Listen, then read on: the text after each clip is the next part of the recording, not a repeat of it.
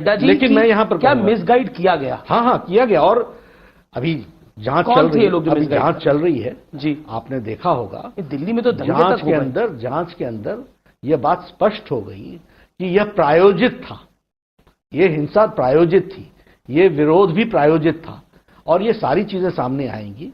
जिसने भी देश हित के खिलाफ काम किया है उसके खिलाफ एक्शन होगा।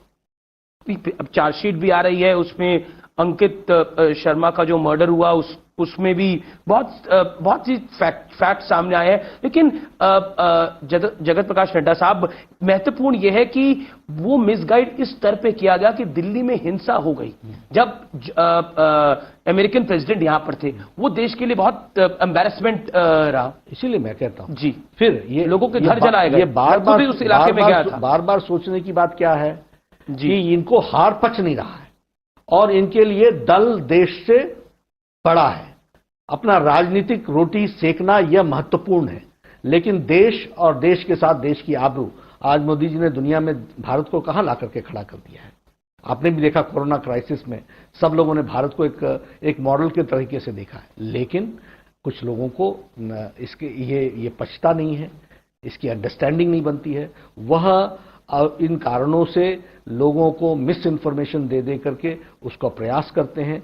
हाँ, भारतीय जनता पार्टी की तरफ से यह हमारी जिम्मेवारी है कि हम सब लोगों तक राइट इंफॉर्मेशन पहुंचाएं, और वो हम जिम्मेवारी निभा रहे हैं, निभाएंगे। पिछले एक साल में ये आपको सबसे बड़ी मुश्किल लगती है जो हमने इस तरह के आंदोलन देखे और उसके बाद हमने दिल्ली में हिंसा देखी? जब तक लॉकडाउन नहीं हुआ था तब तक ये शाहीन बाग भी खत्म नहीं हुआ था। आपको लगता है ये सबसे बड़ी चुनौती भी थी पिछले एक साल में?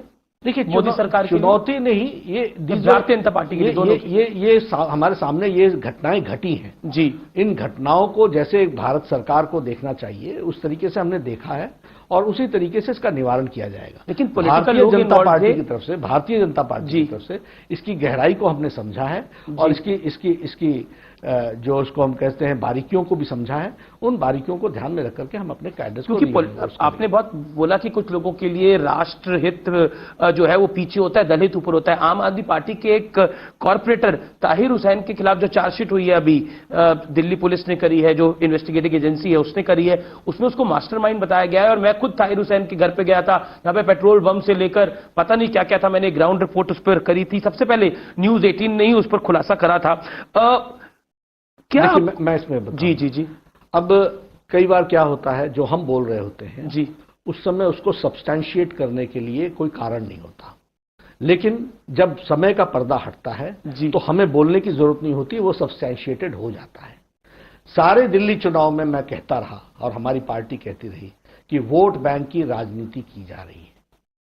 ये समझ में नहीं आया, लेकिन आज जब इन्वेस्टिगेशंस के तार नीचे तक जा रहे हैं और अंकित शर्मा को टच कर रहे हैं, जब उसकी इन्वेस्टिगेशन के तार जिनका आपने नाम लिया उससे जा रहे हैं, तो समझ में आता है कि आप पार्टी के क्रेडेंशियल्स क्या है। आप पार्टी के हाथी के दांत दिखाने के और है, खाने के और है। और यही मैं उस समय कहता था। तो कोई बात नहीं, democracy is a learning process. Very rightly. तो दिल्ली के लोग भी उस समय जनवरी में नहीं समझ पाए, लेकिन अप्रैल महीने तक आते आते और मई महीने तक आते आते तो समझ गए। मैं भी बतौर जर्नलिस्ट, मेरे लिए भी देश पहले और बाकी सब चीजें बाद में है। जब मैं ताहिर हुसैन के बारे में हम इन्वेस्टिगेशन कर रहे थे तो उनके पास करोड़ों रुपए का मामला है, और वो करोड़ों रुपए कैसे आए, इंटरनेशनल तार तो नहीं है इस मुद्दे के, क्योंकि हर्ष मंदार जिस तरह के बयान दे रहे थे फिर वो विदेश भाग गए। ये कहीं ना कहीं एक बड़ी कॉन्स्पिरेसी की तरफ हिंट करता है जगत प्रकाश नड्डा जी। और क्योंकि अब जब अनलॉक हो रहा है देश, शाहीन बाग में दोबारा आंदोलन शुरू करने की बात हो रही है, तो चिंता की लकीर इसलिए खिंचती है कि ये वर्ग नहीं रुक रहा, ये लोग नहीं रुक रहे। देखिए, मैं फिर कहूंगा कि लोग नहीं, कुछ लोग हैं जी जिनका उद्देश्य जो मैंने आपको बताया वो है जी। लेकिन भारत सरकार इन सब चीजों के बारे में सजग है जी। गृह मंत्रालय इन सब चीजों के बारे में सजग है। आपका 2 दिन पहले ही हमारे गृह मंत्री अरविंद शाह जी से आपकी वार्तालाप हुई है जी। तो आपने देखा होगा, उन्होंने बहुत अच्छे से उसको एक्सप्लेन किया है। इसलिए आप आश्वस्त रहिए, यह देश मजबूती की ओर जाएगा, अखंड भारत की दृष्टि से जो हम अपने मजबूती के साथ देश को आगे बढ़ाएंगे, एक भारत श्रेष्ठ भारत बढ़ाएंगे, इसको हम आगे ले जाएंगे जी।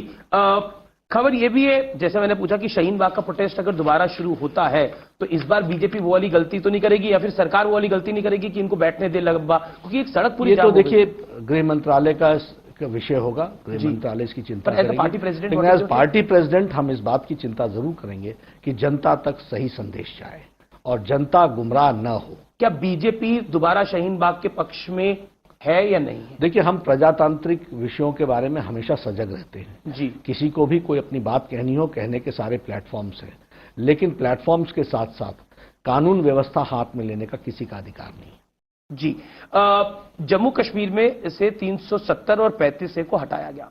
आपने इस साक्षात्कार में भी अभी थोड़ी देर पहले बोला कि ये हमने लगातार अपने मैनिफेस्टो में था, अटल बिहारी वाजपेयी के समय से, एल के अडवाणी के समय से, नरेंद्र मोदी, अमित शाह के समय तक, और अब आप पार्टी के अध्यक्ष हैं।